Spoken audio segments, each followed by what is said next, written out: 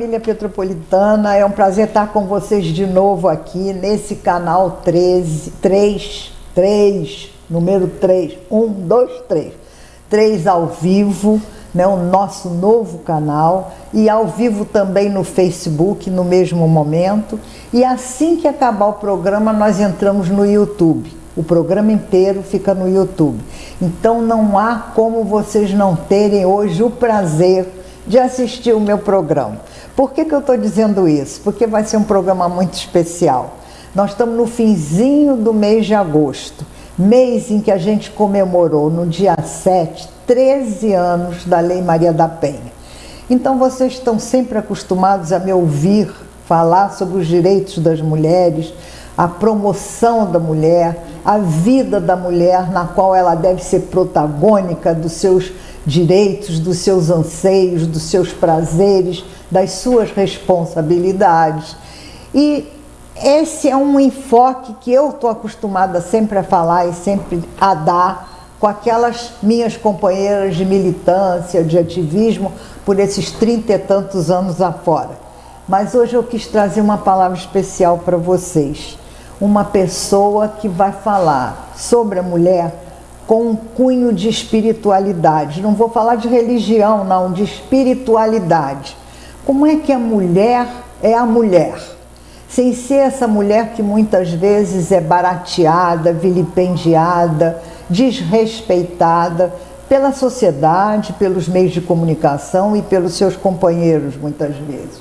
Então eu tenho um prazer muito grande de ter Dom Gregório aqui comigo, né, que é o nosso bispo diocesano, que é uma pessoa que tem uma palavra de uma sabedoria extraordinária e que tem um entendimento da vida muito rico, muito capaz de abraçar aqueles que precisam, muito caloroso e muito humano dentro da sua palavra. Dom Gregório, é um prazer estar com o senhor aqui. Eu agradeço muito o seu desvelo. Eu sei que a sua agenda é uma loucura. Sua sexta-feira, a Fabiana já me disse que é impossível, mas o senhor me deu esse espacinho para a gente comemorar essa palavra para a mulher nesse mês de agosto. Isso. Já que o senhor é tão ocupado, em março não pôde vir, o senhor veio agora me dar esse prazer e dar essa mensagem para todas as mulheres que nos escutam. Antes de passar a palavra para o senhor, eu queria só dar um avisozinho que a Casa da Amizade me pediu que comunicasse a vocês. Que no dia 24 agora, no sábado, vai ter na Casa de Portugal o 9º Baile do Imperador. É aquele baile que eles fazem todo ano para arrecadar verba e subsídios para ajudar alguma casa de caridade na cidade. Nesse ano eles vão ajudar com a renda do baile a Sociedade Pestalozzi e o Centro Social do FEI Aniceto da Mosela. E as atrações serão aquelas de sempre. O Dom Pedro vai aparecer fantasiado, a Dona Teresa Cristina e os cadetes das Agulhas Negras virão para dançar a valsa com as 15 debutantes. É um negócio todo rebuscado que eles fazem lá para arranjar um dinheirinho. O convite é R$110 cada convite, e quem tiver interessado em ajudar e quiser participar, o telefone é 22359042. 22359042. Quem puder ir, quem não tiver um programa no sábado e quiser ajudar, quiser participar desse evento que a Casa da Amizade faz, está aí dado o recado e feito o convite, tá? Muito obrigada. E agora vamos falar com o meu convidado especial. Dom Gregório, eu tenho umas coisinhas aqui na ponta da boca, da língua, para lhe fazer umas perguntas. Essa historinha de Adão e Eva, do Gênesis, já era, né, Dom Gregório? Explica isso à luz da religião, mas à luz da razão. Como é que é isso? Perfeito. Antes de mais nada, Ana Maria, eu gostaria de cumprimentar os queridos telespectadores que acompanham esse programa tão bem visto aqui na nossa sociedade, nossa TV, no Canal 3, e ao mesmo tempo que presta tanto serviço à sociedade. Então é uma graça muito grande estar aqui com vocês, com você, e estar aqui com vocês que nos acompanham nesse momento. Pois bem. Nós somos privilegiados, a agenda dele é uma loucura. Nós conseguimos, então vamos aproveitar. Muito obrigado, muito obrigado. Eu peço, inclusive, perdão porque Márcio não pôde vir, né?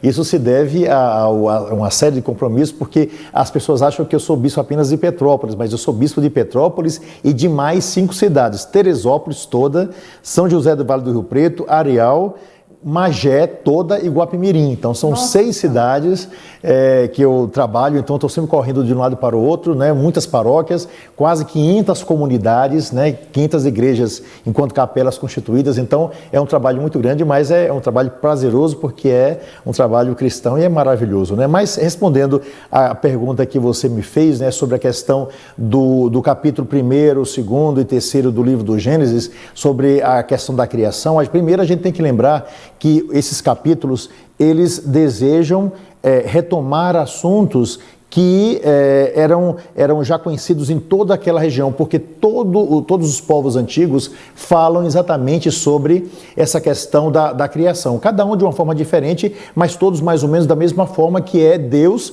que modela o homem do barro. É bom lembrar que o livro do Gênesis, quando ele foi concluído, mais ou menos 500 anos antes de Cristo, a conclusão desse livro, né?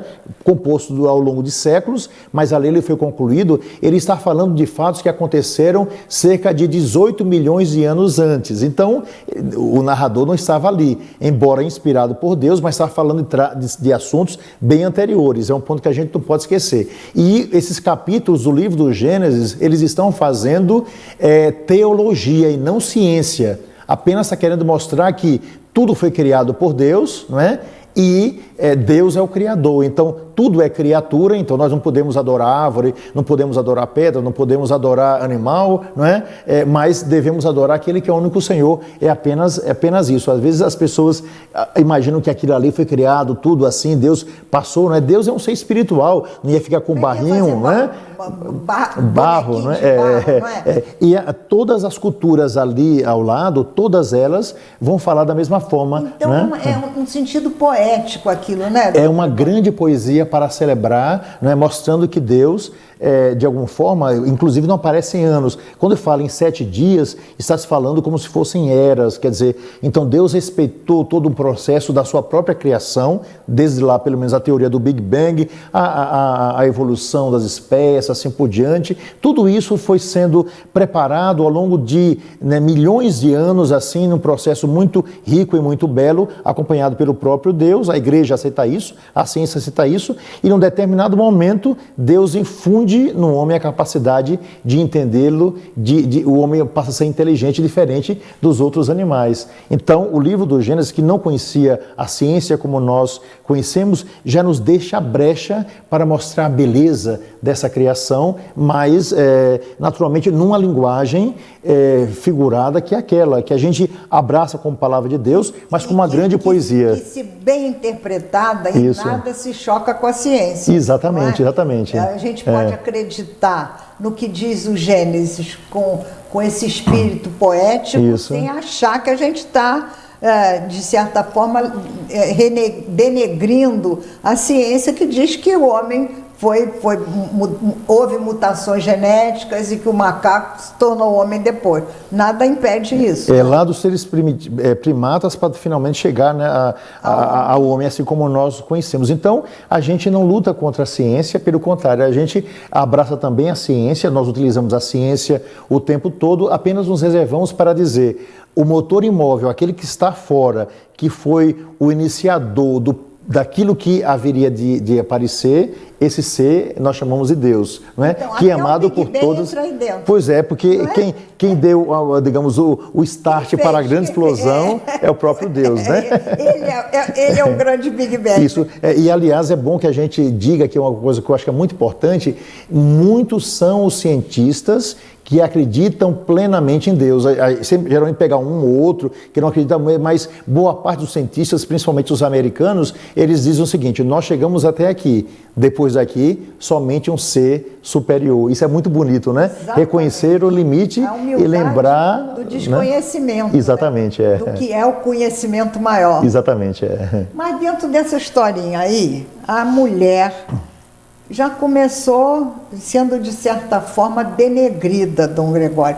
Porque ó, é a mulher que era culpada da maçã, a mulher que deu a maçã, a mulher como a grande pecadora, a grande chata e a grande, vamos dizer assim, mentora do pecado como um todo da humanidade. Sim. Mas isso não é um papel horrível para a mulher? Esse negócio de Deus ter criado o homem e depois ter feito a mulher da sua costela, isso também não é uma coisa que já nos bota numa situação de inferioridade? Vamos lá para a explicação. Então, o texto maravilhoso da Bíblia vai nos dizer que Deus vai criar, não é, todas as coisas. Primeiro Deus cria, não é, digamos, a luz, depois vem os astros, e assim Deus vai criando todas as coisas. No livro do Gênesis, no capítulo 1, aparece uma coisa que eu acho assim, excepcional. Deus cria, por exemplo, o sol e a lua, e Deus viu que era muito bom. Deus cria os oceanos, e Deus viu que era muito bom. Deus cria os animais, e Deus viu que era muito bom. Só existe um momento em que Deus viu que não era uma coisa boa. Isso está no capítulo 2 do livro do Gênesis, no versículo 18, quando Deus vai dizer o seguinte: não é bom que o homem esteja só. Olha que coisa bonita, né? Tudo é bom, bom. Não é bom que o homem esteja só. Então Deus cria para o homem o quê? Um auxiliar. Auxiliar?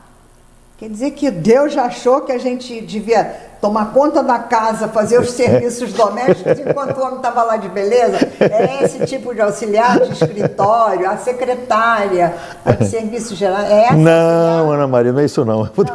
Vou explicar. Esse auxiliar aí que eu já não gostei. Vou explicar para você. Não gostei. É verdade. Vou explicar para você e vou explicar para você que nos acompanha. A palavra que aparece no livro do Gênesis, como eu falei aí, né, como auxiliar, é Ezer. Não esqueçam desse nome, Ezer.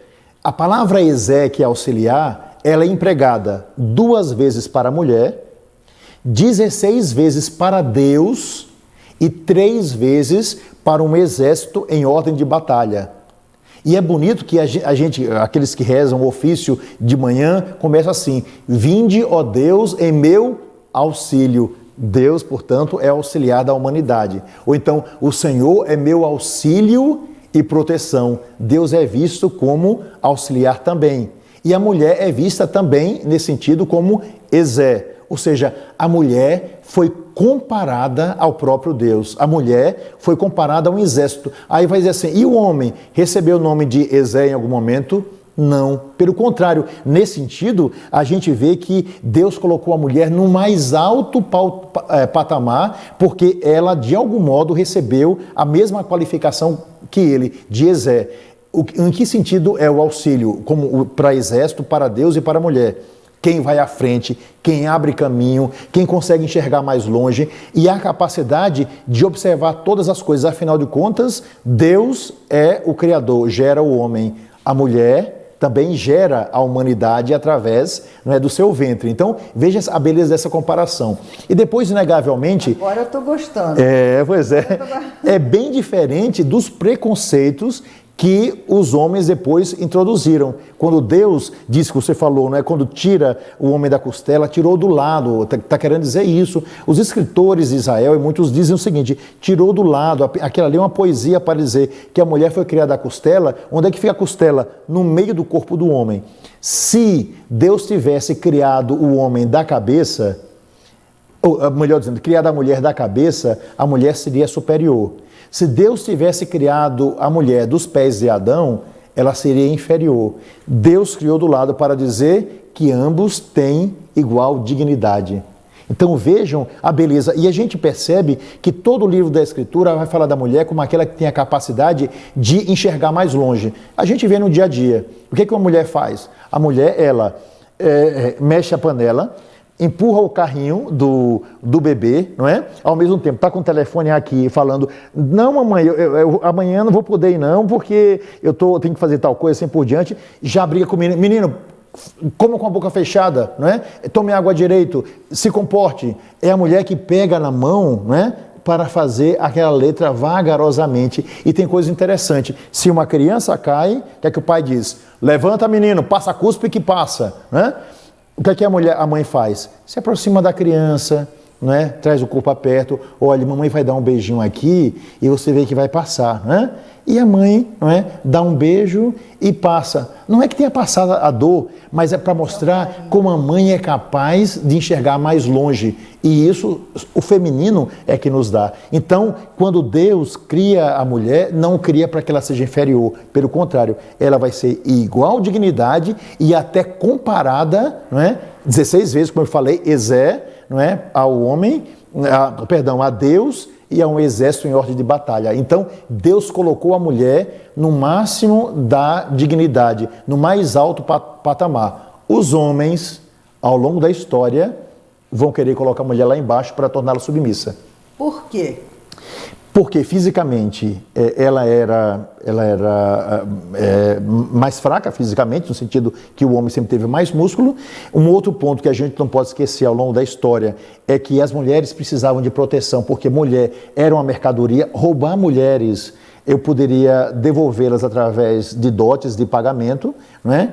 E depois, porque se existia uma coisa importante para os povos antigos, era a procriação, gente que pudesse gerar para o trabalho. Quanto mais uma mulher gerava, a mulher perfeita era a mulher que procriadora. Uma mulher que tinha 3 filhos, 4 filhos, coitada, ela só tem 4 filhos. Uma mulher que tivesse 16 filhos, né? 20 filhos, imagine, não é? Porque tinha os filhos que nasciam gêmeos, então isso era o máximo. Poxa, você tem 20 filhos, o homem era considerado dessa forma um macho, né? Aquele que consegue fazer filho, o reprodutor. E ela, não é, aquela que recebia. Então a mulher era dessa forma. Então, raptar a mulher, não é, era assim. E, portanto, ela precisava ser mais protegida. Daí as mulheres em todas as sociedades antigas viverem propriamente presas no lar, nos trabalhos, assim por diante, enquanto o homem saía. A partir disso, as sociedades vão fazer com que essas mulheres, num período que tinha guerra, estupro, etc., sejam protegidas nos seus lares, mas ao mesmo tempo submissas através do trabalho que ela exercia. Um outro ponto, peço perdão por estar falando tanto, mas eu acho que vale a pena dizer aquilo mesmo que a gente vê dos homens em relação à mulher, a diferença. Por que que o homem geralmente, entre aspas, né, homem é de azul e a mulher é rosa, não é? Isso é um absurdo. Mas apenas tocar isso.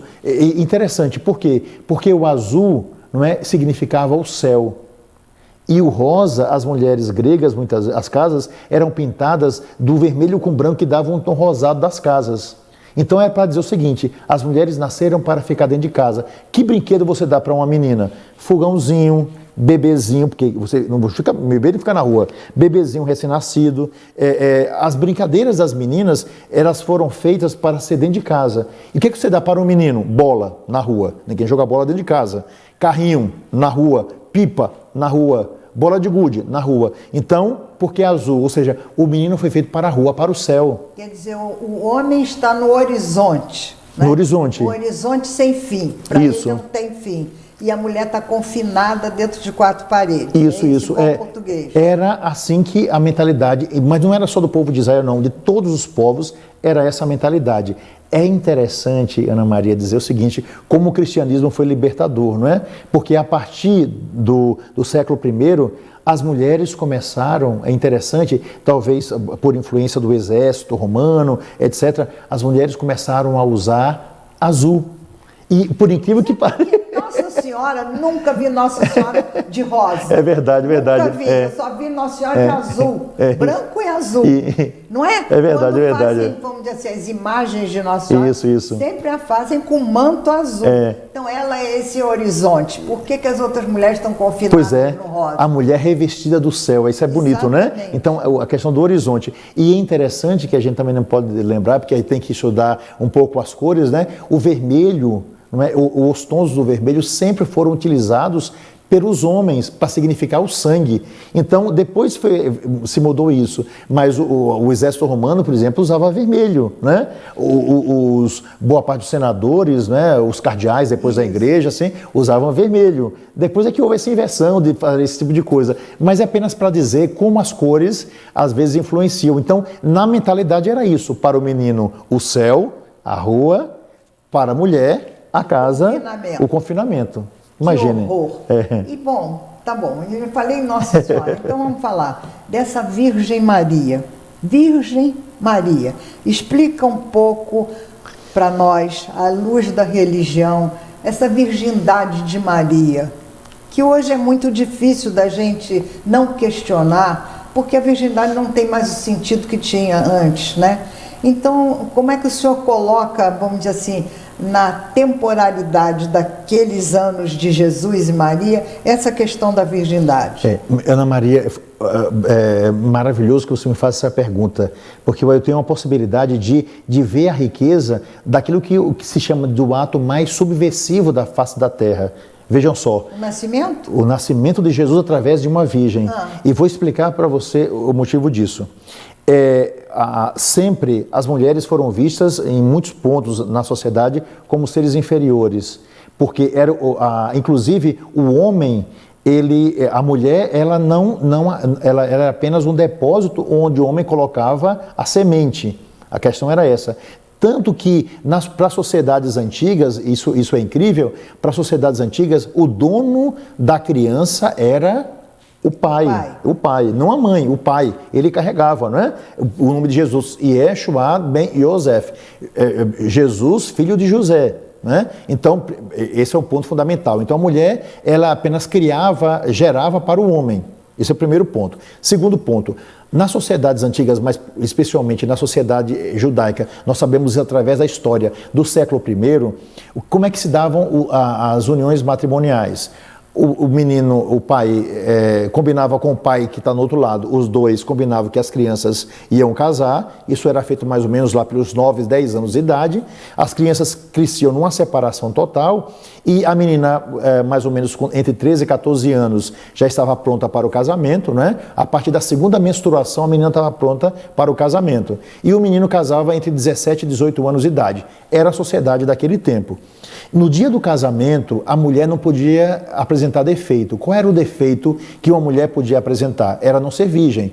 Por um motivo muito simples, porque o pai pagava um dote pela moça. O pai do rapaz pagava um dote, ou seja, como que comprava a moça, era um patrimônio, né, daquela nova família. A mercadoria não podia ter defeito. Não defeito. E o defeito era não ser virgem.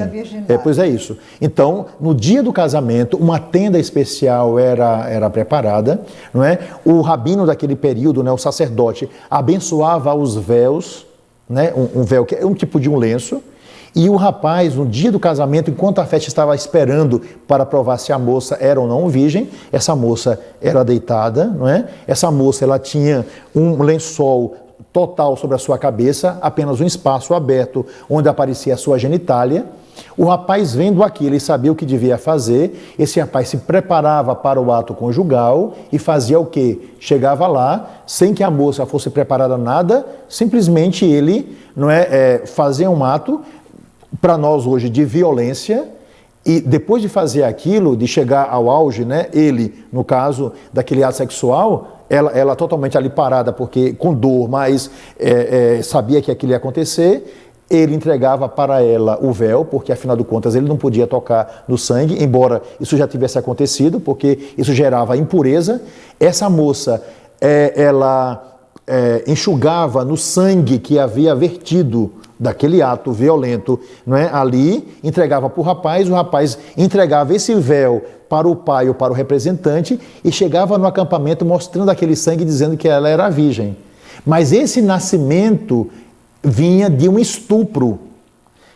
Aí o que aconteceu? No capítulo 2 do livro do Evangelho de São Lucas, vai dizer que Maria, a virgem, Jesus vai nascer de uma virgem. Portanto, se Jesus tivesse nascido de uma forma comum, ele teria nascido de um estupro, ele teria nascido de uma violência. Jesus, a primeira coisa que eu acho que é o ato mais importante é que agora uma mulher sem participação masculina, Não, vai gerar. Sem essa violência. Sem essa violência e sem a participação masculina, no caso, vai gerar o homem-deus. Por uma ação do Espírito Santo, segundo a Escritura, porque para Deus nada é impossível. Então tira-se o masculino da história para que o novo masculino nasça sem violência. Quer dizer, de certa forma, ela foi protagônica de uma história independente da presença masculina. Isso, uma história que mudou a humanidade. Mudou totalmente a humanidade. E é tão bonito isso que a gente vai perceber, Ana Maria, ao longo dos séculos, que Jesus Cristo ele vai ter uma relação extremamente amorosa com as mulheres, de cuidado, não é, de salvação. Ele não tem medo das mulheres como os homens tinham naquele período. Jesus liberta as mulheres. Em primeiro lugar, muitas delas ajudavam ele financeiramente no trabalho pastoral, isso se diz lá nos evangelhos. Ele vai se deixar tocar por mulheres doentes, ele são vários milagres em relação às mulheres. Só para lhe dar alguns exemplos, né? Existia uma mulher hemorroísa que tinha 12 anos, que tinha um escorrimento. Uma mulher que estava menstruada durante 12 anos por causa desse problema físico, né? Essa mulher não podia louvar, porque a mulher durante a menstruação não podia louvar a Deus, era proibida. A mulher não podia manter a sexual, porque assim, então o homem não podia tocar na mulher. Então durante o período menstrual ela era lijada. Totalmente. Estava impura, estava suja. Totalmente suja, porque ela estava com sangue. Se você tocasse, tem que tomar os banhos rituais. E é bonito perceber que Jesus está andando no meio daquela multidão, uma mulher que há 12 anos não louvava, perdeu propriamente sua família, deveria ter perdido seu marido, porque 12 anos sem uma vida conjugal. Essa mulher toca na orla, veja a educação dessa mulher, delicadeza, na orla do manto de Jesus. E quando ela toca ali, no meio de uma multidão, Jesus para e pergunta: quem me tocou? Olha só que bonito, né? Não, quem me tocou, ou seja, não apenas tocou na orla do meu manto, mas quem me tocou a mim, no coração. E os discípulos vão dizer: mas Senhor, no meio dessa multidão, quem nós vamos saber? E Jesus se dirige para essa mulher, e Jesus se deixa tocar por essa mulher, não tem medo daquilo ali. Então Jesus não estava com os preconceitos da sua época, mas liberta totalmente aquela mulher. Isso é muito bonito, e a partir daquele momento ela se vê curada e ela vai ser uma mulher livre para não ser apontada pelos outros como pecaminosa, como suja, ou seja, ela vai viver uma vida nova. Outra coisa, tem outra mulher que Jesus cura, ela está totalmente encurvada e Jesus está passando, vê aquela mulher encurvada, ela só podia naturalmente olhar para os outros, né, com os olhos assim, como alguém que está totalmente encurvado. Ela não pede nada a Jesus, mas Jesus vendo aquela mulher encurvada pela própria vida, talvez pelas suas histórias, pela doença, Jesus chega lá e levanta essa mulher, e essa mulher agora vai poder olhar os horizontes. É uma outra passagem. Uma passagem em que Jesus vai no Evangelho de São João, capítulo 4, Jesus mantém contato com uma mulher samaritana, que era uma mulher pecadora, de um povo que era considerado imundo. Então o que vai acontecer? Vai se encontrar com essa mulher, né? E Jesus pede água a essa mulher. Dá-me de beber, ou seja, Jesus é uma fonte que tem sede de dar-se. Então, ele mantém contato com uma mulher pecadora, isso era proibido. Dialogar com uma mulher que não conhecesse, isso era proibido. Então, Jesus quebra todos os preconceitos e todas as barreiras, né, impostas pela sociedade. Ele liberta a mulher e a coloca no caminho, tanto que muitas delas serão seguidoras. E por incrível que pareça, embora lá tivesse os portões, né, Pedro, Tiago, João e tantos outros, quem está ao pé da cruz são 3 mulheres e um jovenzinho. Maria, a mãe, Maria Madalena, a pecadora, né, que se converteu, e a irmã da Virgem Maria. Então, as 3 estão lá junto com um garoto, propriamente 17, 18 anos, que era João. Ou seja, são os fracos que estavam lá, entre aspas, porque naquele momento que Jesus precisava, esses eram os fortes, foram esses que não abandonaram. Por isso que as mães não abandonam geralmente seus filhos, por isso que as mães têm essa capacidade de abraçar. Então, até o último momento, a presença da mulher. Ô Gregório, o senhor falou Maria Madalena, agora eu fiquei assim, fala um pouquinho da figura de Madalena na vida de Jesus. Certo. Porque muita gente diz que ela era amante dele, sim, né? Sim, sim. Eu queria que o senhor explicasse isso à luz da teologia. Sim, sim. Qual é a figura de Madalena? Veja só, as pessoas... E a importância que ela teve. Sim, sim. Geralmente as pessoas falam de determinadas figuras na Bíblia falando apenas das suas taras e das suas ideias. A gente tem que ir para a história. Isso projetando para si próprio. Entendeu? Não pode ver um homem que tem um caso, então enfia Maria Madalena para ser amante de Jesus. Então isso aí, não conhecer a história é ignorância. Deixa eu tentar explicar para vocês. É fundamental ir para a história para entender. Em primeiro lugar, porque Maria Madalena foi vista como uma prostituta? Por um motivo muito simples. Os escritores sagrados, quando de uma forma bonita queria dizer que uma mulher vinha da prostituição, dizia que essa mulher tinha 7 demônios. E a palavra de Deus lá, a Bíblia, vai nos dizer que Jesus expulsou 7 demônios de Maria Madalena. O número 7 é o número da totalidade, ou seja, Maria Madalena tinha todos os demônios nela. Devia ser uma pessoa totalmente desequilibrada. Jesus equilibrou a vida daquela mulher. Aquela mulher vivia pelos sentidos. Jesus deu sentido à sua vida. São coisas bem diferentes que a gente não pode esquecer. Agora, o que a gente percebe é que essa mulher, que era uma mulher totalmente perturbada psicologicamente, uma mulher que certamente, como era comum, não é? Se você era filha de prostituta, neta de prostituta, bisneta, então era assim, a prostituição era passada como maldição de geração em geração, os antigos pensavam assim, Jesus tira essa mulher e a coloca no caminho.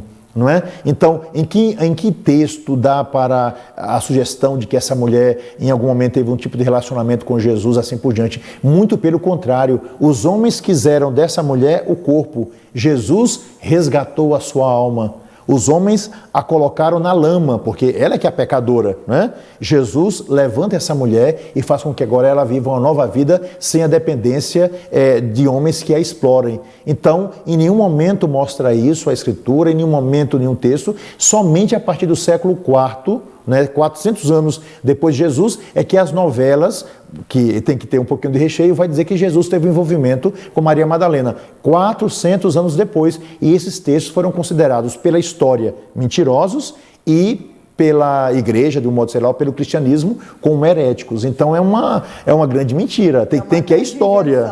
É verdade, E por que São Paulo, eu gosto tanto das cartas de São Paulo, mas ele botava a mulher numa posição de muita submissão. Por que ele fazia isso? Por que ele tinha esse sentimento assim, de depreciar as mulheres? É interessante, as pessoas pensam nisso. É porque a gente tem que entender mais ou menos o contexto em que São Paulo vai escrever. Veja só, Ana Maria, em primeiro lugar a gente tem que entender uma coisa que é muito importante. São Paulo representa a mentalidade de uma época, 2000 anos atrás. O que vai ser a nossa sociedade daqui a 2000 anos? Quanta diferença, né? Então, primeira coisa é isso, a gente tem que ler pelo contexto da época. Agora, veja só, em muitos e muitos pontos, o que existe lá no texto de São Paulo é: homens, amai as vossas mulheres. Não vai dizer mandai em vossas mulheres, não é? Porque a psicologia, ao longo daquele período, dizia o seguinte: o homem deve amar as mulheres e as mulheres devem respeitar os homens. Pois é, mas esse negócio de amar e respeitar, essa diferença aí ficou mal colocada para nós atualmente. Exatamente, né? Porque os homens não têm uma educação que nós temos hoje. Saber que ainda a forma... Pois é isso, imagina, 2000 anos depois nós temos homem que xinga mulher, 2000 anos depois nós temos homens que batem mulheres, 2000 anos depois nós temos homens que violentam, estupram mulheres. Então, ou seja, imagina 2000 anos. Então, dizia o seguinte: para que proteger a mulher, ela devia respeitar o marido, porque o homem gosta de ser respeitado no sentido de dizer uma boa palavra, assim por diante. Mas não como autoridade. Não como autoridade, como pessoa. E a mulher são carinhos, ou seja, que o homem abrace a sua mulher. Então, primeira coisa é essa. Segundo lugar... No sentido de proteção também. De proteção, de amar, de acolher, de afeto. Um ponto fundamental. A outra coisa é que São Paulo diz o seguinte: aquela mulher precisa ser respeitada, porque os homens tinham várias amantes. Então, ele corta a possibilidade do homem trair a mulher, porque ele podia trair, ela não podia trair. Então, ele diz o seguinte: o homem, para a mulher para o homem. Então, ou seja, os dois se respeitando, iguais direitos. E depois tem um ponto fundamental que São Paulo coloca lá, que eu acho assim maravilhoso. Na hora que ele fala, ao invés de falar como o pecado entrou no mundo por uma mulher, ele não diz isso. Vejam só, ele tira a mulher em respeito, ele diz, como o pecado entrou no mundo por meio de um homem, Adão, a salvação entrou no mundo por um homem, Jesus Cristo. Então, ele tira a mulher e mostra que o pecado entrou no mundo, não pela mulher, mas pelo homem. Eu acho isso maravilhoso, porque se ele fosse preconceituoso... Tirou a pobre da Eva da jogada. Tirou totalmente. Então, no cristianismo, não é para acusar a mulher, a responsabilidade da sociedade foi do homem. Isso eu acho maravilhoso. Isso é muito bem colocado. Bom, o senhor tem sempre uma explicação à luz teológica para eximir as dúvidas da gente. Mas, por exemplo, falando dos dias de hoje, da Lei Maria da Penha e do que a gente já conquistou como direito e respeito e o muito que ainda tem que conquistar, como é que o senhor explica hoje uma mulher que ainda se submete a toda essa grosseria, toda essa violência, todo esse maltrato, porque Deus mandou que o casamento seja indissolúvel, que Deus mandou que a gente respeite o nosso marido, companheiro como Senhor e aguente até que a morte nos separe. O senhor acha que está certo? Veja só, vamos explicar porque é preciso entender. Em primeiro lugar, é o seguinte, em nenhum momento, nem a Sagrada Escritura, nem tampouco a teologia, diz que a mulher deve ficar com o homem sendo maltratada, violentada ou algo parecido com isso. Desrespeitada. Desrespeitada, não, pelo contrário. Se uma mulher ela sofre violência física do marido, se uma mulher é violentada assim por diante, ela precisa largar, porque ela não está com o marido, ela está com um bandido ao lado. Um homem que bate numa mulher não é esposo. Um homem que bate numa mulher não é marido. Um homem que bate numa mulher é um bandido. Então, quando alguém vem procurar, meu marido me bate, assim por diante, a primeira coisa que eu digo, Ana Maria, olha, eu tenho um remédio maravilhoso para o seu marido, que vai resolver o seu problema. Se levante daqui, vá na delegacia e diga, e peça proteção, porque pode ser que por causa disso ele vai matar você. Mas acontece que eu tenho medo assim, não sei, será que eu não estou infringindo alguma lei porque Deus pediu que fosse até o fim? Naquilo que é normal na vida matrimonial, assim por diante, não é? Então você vai até o fim porque o casamento é indissolúvel, porque você fez uma promessa diante de Deus. Porém, Deus não obriga a gente a ficar com gente desequilibrada, doente no sentido psiquiátrico, maluco, estuprador, algo parecido, não. A gente tem que ter essa consciência. E depois, Ana Maria, eu acho que você sabe, não é?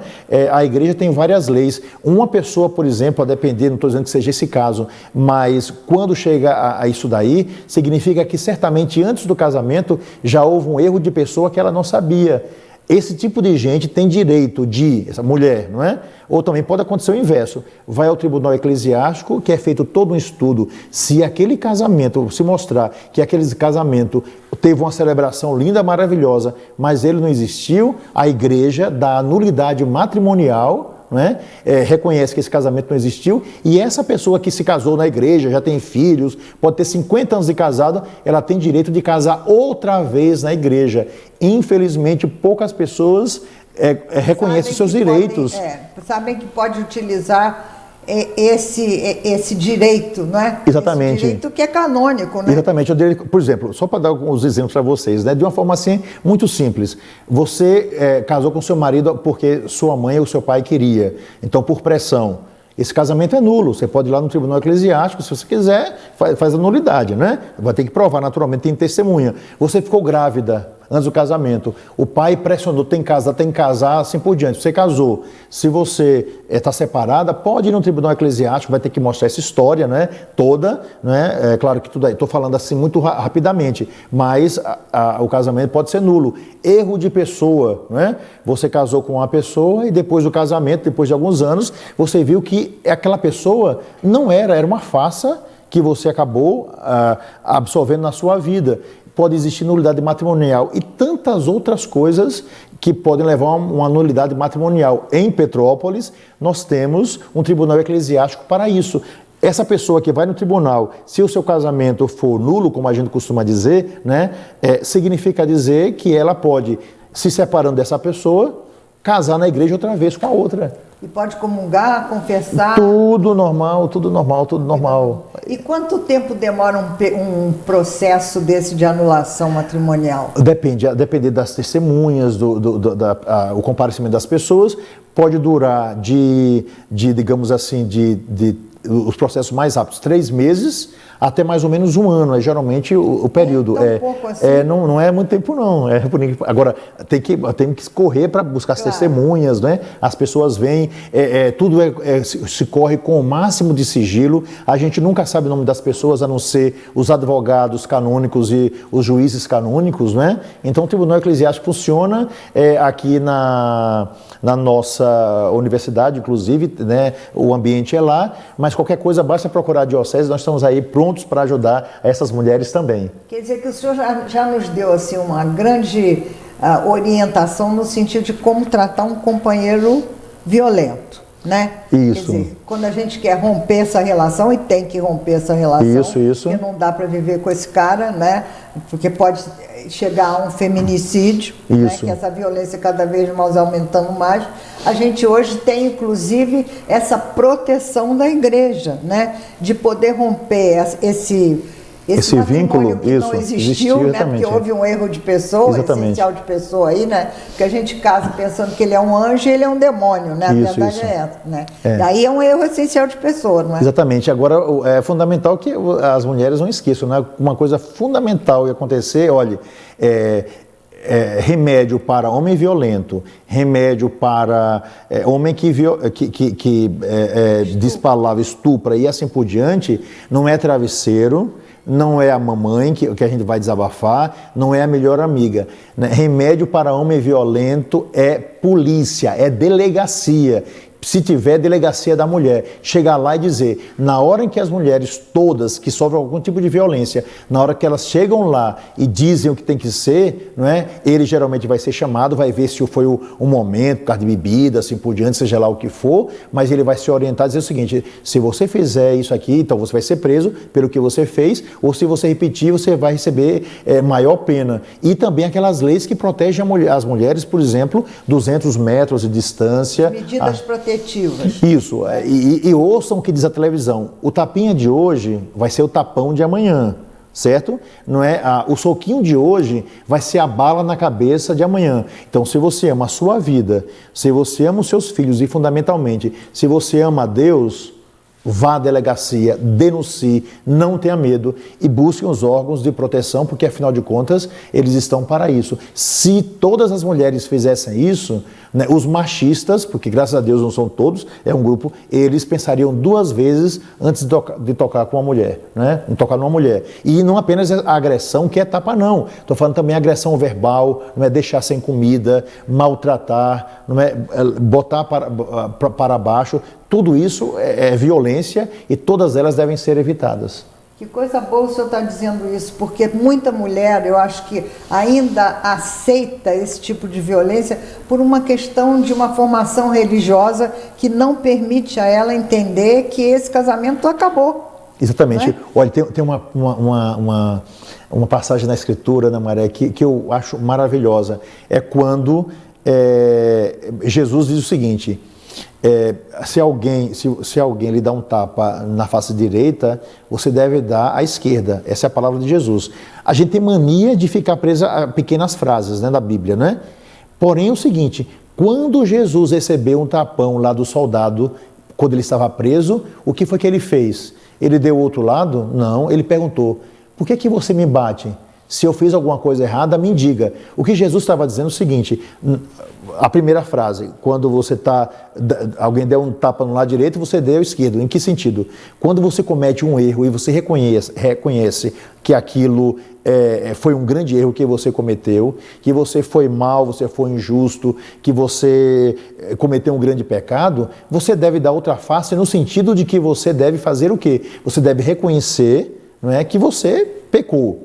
Agora, quando Jesus recebe um tapa mesmo no sentido material, ele pergunta, por que você me bateu? Porque ninguém nasceu para apanhar dos outros. Ele não dá a outra face, porque aquilo seria concordar com a injustiça. Bata aqui, bateu, bata aqui. Isso é injustiça. Você dá a sua face para um bandido que estava cometendo uma injustiça. Então significa dizer, cometi um erro, seja ele qual for, eu dou a outra face no sentido poético da palavra. Dou a outra face, eu reconheço, é meu pecado, vou me corrigir, me perdoe, começo uma vida nova. Agora, quando alguém bate na face direita, não é no sentido de dar um soco, delegacia. Ninguém nasceu para apanhar. Não existe isso. Tortura nunca mais. Não é? Então, nenhuma mulher nasceu para isso. Ninguém nasceu na sociedade para ser espancado, né?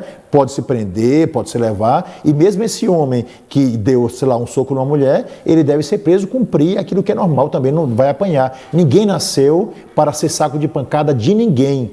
Não é? Nem na religião nós queremos isso, nem tampouco na sociedade civil. Nunca. Surra, tiro, tapa, nunca mais. Delegacia, delegado, polícia, prisão, lei, é isso que merece um bandido. Muito bem. Então essa mulher que hoje o senhor está nos ajudando aqui a difundir como protagônica da sua história, merecedora de direitos e respeito, direitos e oportunidades iguais, não estou falando igualdade, porque não existe igualdade entre ninguém, né? Mas eu estou falando igualdade de direitos. Essa mulher ainda é tão pouco valorizada na igreja. Não é uma violência a igreja não permitir que as mulheres se ordenem? Não é uma violência a igreja, enquanto estrutura, estou falando isso enquanto estrutura, né? Ela ainda assumir essa diferenciação, porque isso ajuda muito a que se inferiorize a mulher, não é? Por que a mulher não pode celebrar? Certo. Por que isso, Dom Gregório? Existem várias possibilidades, digamos assim, quando a gente olha, não é, na história da igreja. Em primeiro lugar, Jesus podia ter feito isso, porque ele deu tantos saltos, fez tantas coisas. Na hora da escolha, Deus escolheu uma mulher para... Pois é isso. Então, ele escolheu, então Jesus deixou isso, e é interessante que os apóstolos no século I, século II, século III, sempre foram ordenando apenas os homens. E é interessante que boa parte das religiões de todas as épocas sempre foram os homens. Foi assim que a história caminhou ao longo dos séculos. O mundo é dos homens. Pois é isso, inegavelmente, não é? Agora, tem outra coisa que a gente não pode esquecer. A primeira sociedade que dá às mulheres o direito de exercer plena liderança foram as sociedades cristãs. Desde o século II, as mulheres podiam dizer não aos homens se não quisessem casar. Isso quem abriu as portas foi o cristianismo. Eu não quero casar. Elas podiam se consagrar, por exemplo, ou dizer simplesmente quero permanecer solteira. E São Paulo diz isso. Mas aí tinham que ser freiras. Não. Consagrada pessoalmente. Quer dizer, diante de Deus eu não quero me casar com ninguém, vou viver para Deus no sentido como uma pessoa deseja. Existiam as consagradas, mas aquelas que não casavam. Inclusive São Paulo diz, olha, a mulher que não casa, ela é até mais livre no seu proceder. Aquele que não casa vai ser muito mais livre, porque vai poder mais servir ao Senhor, na linguagem de São Paulo. Então, primeira coisa. Segundo lugar, ao longo da história, desde o século II, as mulheres elas se tornaram, dentro do cristianismo, diretoras de escola, elas se tornaram superioras nos seus conventos, com direito total, sem participação de um homem para dizer o que elas deviam fazer. Elas se tornaram, dentro do cristianismo, médicas, poetisas publicando, ou seja, as mulheres ao longo de todo o cristianismo, sem exceção, essas mulheres, elas se tornaram totalmente livres para exercer a sua liderança para com as mulheres que estavam perto, mas também com os homens. Se você pega o Hospital Santa Teresa, ela é totalmente direcionada por mulheres. Se você pega o Colégio Santa Isabel, totalmente direcionada por mulheres. Pois é, e ninguém faz isso. Dentro da vida da igreja, as mulheres sempre provaram serem ótimas administradoras, ótimas econômicas, tudo isso. Agora, por que elas não podem ser ordenadas? Esse é o grande problema, porque ao longo de 2000 anos, por incrível que pareça, ao longo de 2000 anos, não é, a igreja pegou aquilo que Jesus Cristo fez no início, os apóstolos continuaram, né, os discípulos apóstolos continuaram, e assim foi ao longo de todos os séculos. Interessante. Agora, isso é um costume? De certa forma, é um costume que pode ser mudado. É uma tradição. Agora, veja só, é bom lembrar o seguinte... Não é dogma isso. Não, enquanto dogma, assim por diante, né? O Papa João Paulo II disse que esse assunto estava fechado na igreja. Ele deu esse testemunho. Pois é. Agora, veja só, é uma coisa bem interessante. Não existe dentro da igreja, daqueles que são seguidores da igreja, as freiras, por exemplo, nunca fizeram uma campanha "Nós queremos ser ordenadas", engraçado, e elas não seriam punidas se por acaso questionasse isso. Nunca foi pedido assim por diante, porque quem conhece a estrutura de igreja, né, vê que a mulher, onde ela está, com o seu papel de liderança, é melhor do que apenas ficar ligada a uma coisa que poderia apenas parecer um poder para ficar em igual situação. Então, ou seja, nunca houve, como também nunca houve aqui um abaixo-assinado ou uma greve de padres dizendo o seguinte: nós queremos casar, nós temos direito. As pessoas sofrem mais pela gente, os consagrados, do que nós conosco mesmo. Isso é interessante, né? Porque, mas digamos... o senhor não acha que, por exemplo, se essa parte do celibato dos padres e da ordenação das mulheres evitaria muita distorção do que existe hoje de, vamos dizer assim, crimes de homossexualidades entre padres e meninos em colégios internos, etc. Essa violência que já aconteceu, inclusive homossexual dentro da igreja, tantos padres sendo condenados atualmente, não evitaria isso? Se isso aí que eu acho que... Eu acho, quem sou eu para achar alguma coisa, mas eu estou dando a minha opinião. É um costume que poderia ser mudado e ficar mais de acordo com a liberdade de cada um. Pois é isso. Agora, veja só, Ana Maria, coisa interessante. A cada período, a cada década, a cada cerca de 20 anos, a igreja faz essa pergunta sobre a questão do celibato, né? Os padres sempre dizem não, nós preferimos estar nessa situação. Agora, por outro lado, a gente também vê o seguinte, porque a igreja, naturalmente, é uma instituição muito maior, mas existe... Dizem que é uma questão patrimonial também envolvendo essa coisa do casamento dos padres. Eu acho que não. Eu vejo que não, porque nós temos diáconos. É bom lembrar que na igreja nós temos diáconos permanentes que são homens casados, que exercem a mesma função, estão ali ao lado do altar, usam a mesma túnica, a faixa deles é assim, são casados, sem filhos, sem tudo. Agora veja só, os problemas ligados à pedofilia está na igreja católica, na igreja protestante, no judaísmo, no islamismo. Todas as religiões, com homens casados ou solteiros, existe isso. É uma tara e é um crime. Então, o cara pode casar. Se ele for um tarado, ele vai fazer isso, casado ou solteiro. E é bom lembrar, nós temos essa experiência, porque temos vários colégios, né? Aqui na nossa diocese são 29 colégios paroquiais e conhecemos isso em várias instâncias, né? Os maiores crimes que acontecem com o homem que é casado e às vezes é o tio que violenta a sobrinha, assim por diante. Então, é uma grande discussão que pode ser feita. Isso aqui não é o Papa, digamos assim, com toda a igreja, com todos os bispos, poderia decidir sobre isso, mas realmente, por incrível que pareça, as pessoas sofrem pela gente, porque não é uma preocupação da igreja hoje. A igreja tem a preocupação de punir aqueles que, prometendo a Deus uma vida ilibada, acaba se tornando um bandido. O que é que a gente deve fazer com um padre que é pedófilo, com um bispo que seja da mesma forma, e assim por diante? Cadeia para os criminosos e aqueles que não quiserem viver conforme a igreja pela desonestidade, assim por diante, expulsão. Então, nós temos regras seguras, como a Marinha, Exército, Aeronáutica, como uma vida familiar, como qualquer outra. Não quis, meu jovem, você foi livre para aceitar, nós não obrigamos, não tomamos remédio, não fazemos nada disso, tanto é que a pessoa sai e depois casa, tem filhos, assim por diante. Nós, por consciência de consagração, nos doamos, mas não quer, vá buscar uma outra vida, não é? Nos deixe viver a nossa com tranquilidade. E como disse, para pedófilos, para aqueles que roubam assim por diante, para esses crimes, aquilo que a sociedade civil diz, prisão, cadeia, que pague pelos crimes que cometeram. Então, eu acho que é a coisa principal que nós temos que ter, porque isso demonstra seriedade e a gente percebe ao longo da história que foi isso que Jesus fez com aqueles. O que o senhor acha do nosso Papa atual? Eu estou lhe botando outra parede? Não, pelo contrário. Porque eu tenho uma admiração extraordinária por ele. Eu queria saber a sua opinião. O Papa Francisco é um homem extraordinário, é uma pessoa, um homem santo no sentido, é um homem de oração,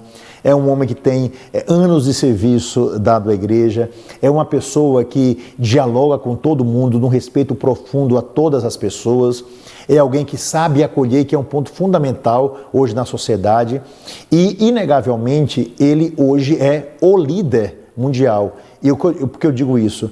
A gente pergunta, quem são os grandes historiadores que fazem a nossa cabeça? Chefe de Estado, né? Exatamente, né? A gente esquece isso, né? E é o único que tem coragem de gritar contra a guerra na Síria, é o único que tem coragem de gritar contra aqueles migrantes que estão nos barcos para não ser acolhidos, é o único que tem coragem de gritar contra a fome no mundo, é o único que tem coragem de gritar com uma série de questões. Então, ele hoje é o líder, né? E fala não apenas para a igreja em nome de Deus, mas graças a Deus por essa consciência da responsabilidade da missão que ele recebeu, fala para o mundo.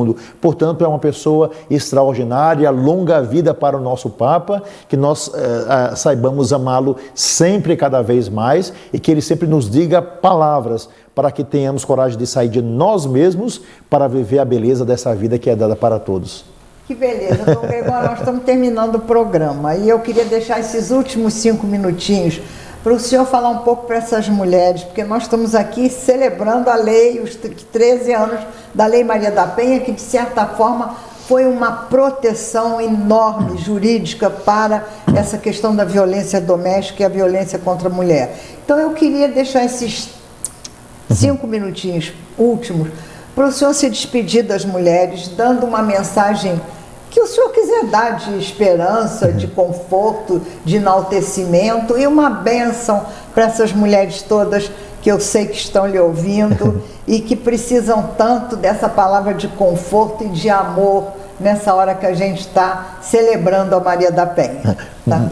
Muito obrigado, Ana Maria Ratz. Antes de qualquer coisa, presença, né? Eu também agradeço esse momento de estarmos aqui juntos, né? Nesse programa tão bonito que celebra a família, Exatamente. Essa coisa tão maravilhosa. Os quadros que aqui estão mostram exatamente, não é, como é importante ter família e assim por diante. E família é formada por um homem, por uma mulher. Bom, hoje existem outros tipos de família, mas por um homem, por uma mulher, pelos seus filhos, você mostra isso de uma forma muito bonita, não é? Família é acolhimento, né? E na família nós temos que ensinar, não é? O respeito para com os outros. Isso a mulher, que é a primeira educadora, tem que fazer com seus filhos. Ao longo da história, muitas vezes, as mulheres ensinaram as suas filhas a submissão a qualquer coisa e ensinaram seus filhos a serem machos, né? Isso gerou o machismo também, além naturalmente daquilo que os pais ensinaram aos filhos. A coisa mais importante que eu acho nesse momento é que a mulher tenha consciência da dignidade da sua vida, da beleza da história que constrói e da sociedade que foi colocada em sua mão para educar e para ser protagonista. A mulher não está atrás do homem, a mulher está em igual dignidade. A mulher não é menos amada por Deus, é amada por Deus da mesma forma. A mulher tem um papel fundamental, ela é geradora dentro da nossa sociedade. Portanto, precisa ser profundamente amada pelos homens e tem que aprender a amar esses homens, não é, que elas geraram. Então eu digo para as mulheres, não desistam, vão adiante. E a você que está em sua casa, porque também o assunto nosso foi para esse campo. Se por acaso você sofrer qualquer tipo de violência, não aceite, né? Desde o início, diga, não é, ao seu esposo, ao seu companheiro, a quem mora ao seu lado, diga para ele, olhe, eu não, combine antes, faça um combinado, eu não direi palavras agressivas para você, nem você dirá palavras agressivas para mim, não é? Porque se isso acontecer, eu prefiro não viver com você assim por diante. Vamos aprender a ser gente, porque é assim que gente trata a gente. Um outro ponto fundamental é, se você sofrer qualquer tipo de violência, seja ele qual for, não é? Partilhe, se você não tiver coragem, partilhe com alguém que possa caminhar com você, lhe dar proteção, mas busque os órgãos, não é, competentes para que você seja protegida e não tenha medo, não é? Porque ele pode me matar, ele pode fazer isso, fazer aquilo. Claro que o homem pode dizer o seguinte, eu vou aí, vou matar você, porque ele vai usar da chantagem. Não aceite esse tipo de coisa, porque ou você vai ser morta, porque se ele tiver que matar, não é porque ele está fora não, porque ele vai matar você dentro de sua casa. Então, por favor, não aceite esse tipo de coisa. E vá adiante, não é? Não perca a esperança, não é? Mulher tem um jeito de ser, não é? Quer cuidar também do seu corpo, cuidar de sua saúde, cuidar de sua aparência, não é? Sempre estar bela para a sociedade, para os seus filhos, não é? A mulher é aquela que também cuida da sua casa, cuida do jardim, cuida bem no seu trabalho. E eu peço uma coisa a vocês, não é? Vocês trabalham tanto para os seus patrões. Lancem a sua vida também para aquelas pessoas que vocês amam, né? Cuidem de suas casas, não estou falando de arrumação não, mas cuide da sua vida. Você gasta tantas horas a serviço dos outros, gaste algumas horas ao seu serviço, cuidando da sua saúde, cuidando do seu físico, cuidando da sua cabeça. Você luta tanto pela educação dos seus filhos, pelo crescimento dos outros, também queira crescer, não pare, lute, né? Vá adiante, não desista. Eu acho que essa é a grande graça, viu, Ana Maria, e também para você, né? Daquilo que a mulher é essa colaboradora. E não esqueça, Ezé, ou seja, aquela que auxilia o crescimento de toda a humanidade. E viu, Ana Maria, só uma coisinha bem simples assim para concluir, para que você não esqueça desse nome. Você nunca mais vai esquecer esse nome que Deus deu às mulheres, lá desde o início, né? Naquela beleza do livro do Gênesis, Ezé. Como é que você faz para decorar, né? Essa palavra, que é o nome hebraico original, que está lá na Bíblia. Duas mulheres estavam conversando uma com a outra. Elas viram um cara que vinha lá longe e uma perguntou para a outra: quem é que vem lá? E a outra disse: é Zé. Não é?